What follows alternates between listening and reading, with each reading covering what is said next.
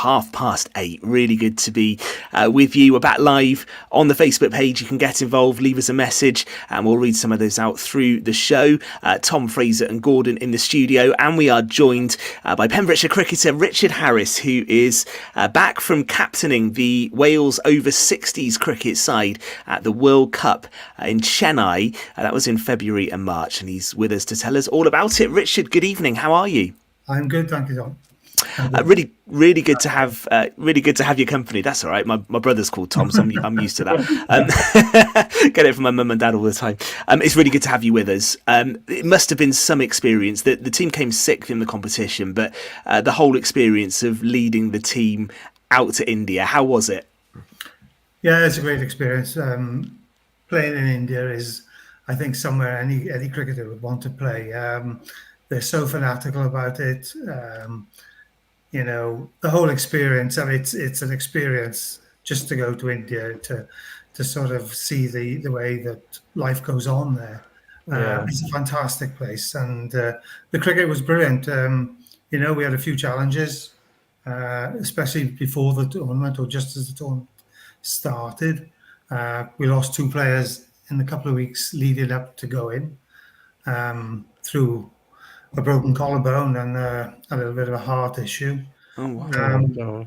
And then second game we played, we lost Mike Hayden, who most of you may know, Mike from Lamphy originally, with a broken thumb, and Peter Doherty tore his Achilles. So we were under pressure a bit before the tournament started. Wow. Just for people listening and watching, tell us about the tournament. You mentioned off air 12 teams take part. So what's the background to the tournament, and how high is the standard amongst the sides playing, Richard? Well, the background is obviously this has grown from seniors cricket, started in over 50s some years ago. And of course, you know, it's only the last 5 or 6 years that these tournaments have started to take place. This was the second over 60s. The 50s have had two as well, I believe, and it just shows the growth of seniors cricket throughout the world. To be honest, it's massive. I can't understand how many players are still playing all over the world. And you know, in Australia, they've got so many players that they've got to play 50, 55, 60, 65, 70 to give everybody games. So it's grown from that. I mean, the standard is pretty good. It was a lot better this time than 2 years ago in Australia.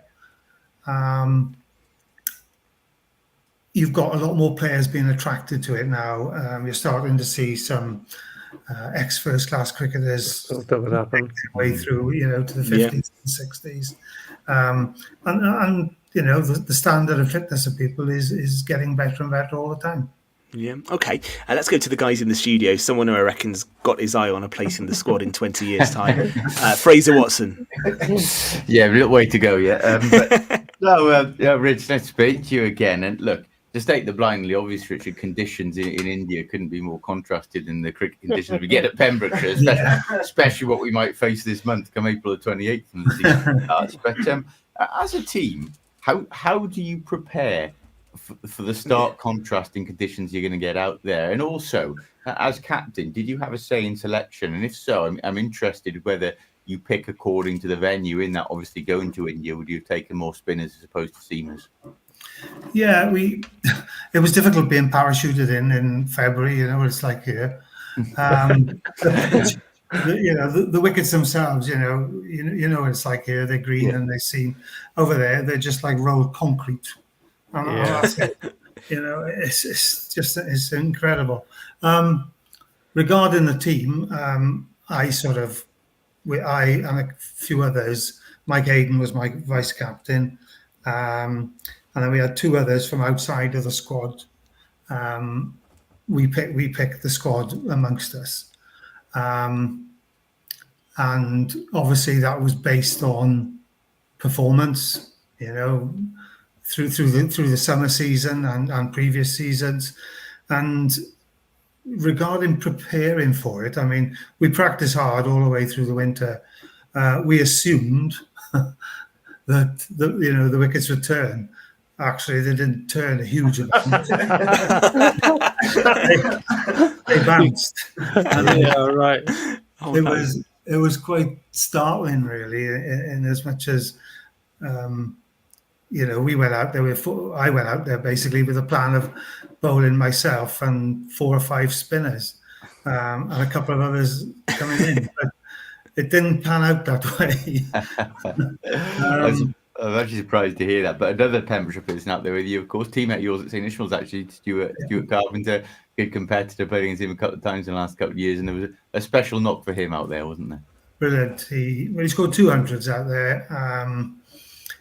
The first one was against the West Indies, which I thought was a really good knock. The second one against Canada, where he got 134 balls, was just pure hitting. The boundaries weren't big enough for him, and when he's playing like that, you can't bowl to him. Honestly, you can't bowl to him. He played really, really well. But to be fair, all the Pembrokeshire boys played a really big part in the performance of the whole tournament, and I think everybody in the squad can be proud of what they achieved. Really was good. So obviously you've had a great tour, Rich, and great experience. What about moving forward now? What's going to happen in the future of the Welsh over 60s setup? Is it another tour being talked about already, or is it just going through the season and taking it from there? Well, I've stepped down as captain. I've done it for 5 years. Mike Hayden's taking over, and he'll do a great job. Yeah. You're not retiring now, Richard, are you? Well, I'm threatening to, yeah. But I'm under intense pressure to keep playing. But I don't know. You're probably one of the youngest in the over 60s setup, so you've got to keep going, mate. I'm not sure. We'll see. We'll see. I mean, these World Cups will be every 2 years. Yeah. The next one looks like it'll either be in England or possibly the USA, believe it or not. So, well, right, okay. So, but that's all to be decided. Yeah.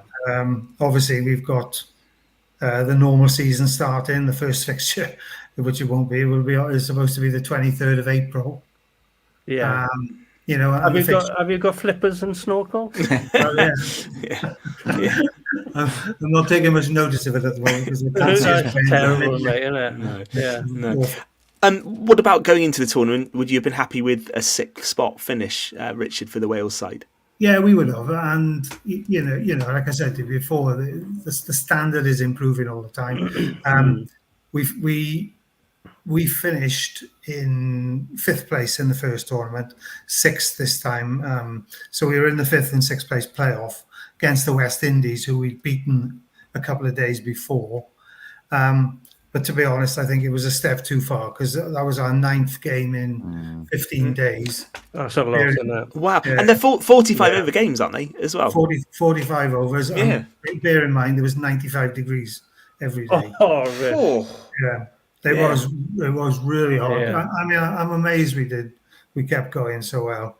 There was a credit to, because not only did we do a lot of cricket preparation, the boys obviously did a lot of fitness things, and you can see the sort of results you get from doing it. Yeah. What was your favourite curry out there then? I steered clear of most of them, to be fair. I was a bit wary of the old belly.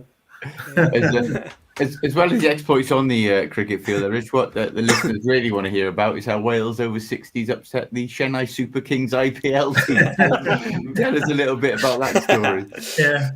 Well, we were out there for 3 weeks. So the first week we booked into a hotel called the Leela Palace. And we'd heard these rumours that was where the Chennai Super Kings stayed during the IPL. And when we got there, it was quite true. That was because originally we'd intended to stay there for the whole 3 weeks. But but obviously they said, well, no, we've got to get ready for the Super Kings. So we moved to a hotel then, which was a good bit closer to the tournament venues, to make it easier for travelling more than anything. But no, they did kick it. That's our story anyway. Yeah. That must have been some hotel, was my first thought to that, Richard. Yes, Yeah, fantastic. that was a decent breakfast buffet there. Absolutely fantastic. I think. Yeah. Honestly. Oh, that's brilliant. Just one thing I was interested, you sort of alluded to when I think Gordon asked you a question about some professionals or former professionals coming through and playing in this tournament now as it's gone on. What type of players, what type of standard of people played then that were taking part? Well, most people have played a pretty high standard, to be fair. Yeah. Well, not most of them, but I guess people have played maybe second 11 county cricket, minor counties, that sort of level. Yeah. A lot of guys, the Australian guys, would have been played grade A cricket, which is pretty high, and a lot, all around, a lot of really good, solid players, and it'll get stronger and stronger as it goes on.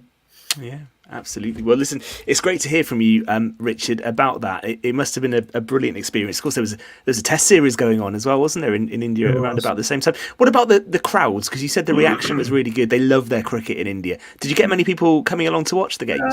Not particularly. There was lots of interested spectators. I'd say 20 or 30 people would come and watch the game, but it's more the I don't know. It's hard to explain. You wherever you go, you see people playing cricket. Particularly in the street, when I was in, and they're all. You walk down the street, everybody's interested in what you're doing, and so on. And they talk about cricket. Cricket is mad, honestly. Oh wow! And they're so. To be fair, they're so friendly people. It's a pleasure to go there. Yeah, that's fantastic. And looking forward to the new season in Pembrokeshire when it does get going, when the weather allows. Yeah. Well, we'll see. Could be a delayed start, right? Yeah, I think I can't see it playing until mid-May. Well, let's hope we get a bit better now. You're very optimistic, right? Yeah. I think so. More optimistic than me. I was going to say June. The weather will turn. Richard, listen, seriously, thank you for joining us, and well done on a great effort representing Wales, captaining Wales out in India in the World Cup. Thank you for your time this evening. We'll speak to you again. We will come back for the final part of Pure West Sport. We're going to look at the local rugby action from the weekend next. Right. Thank you.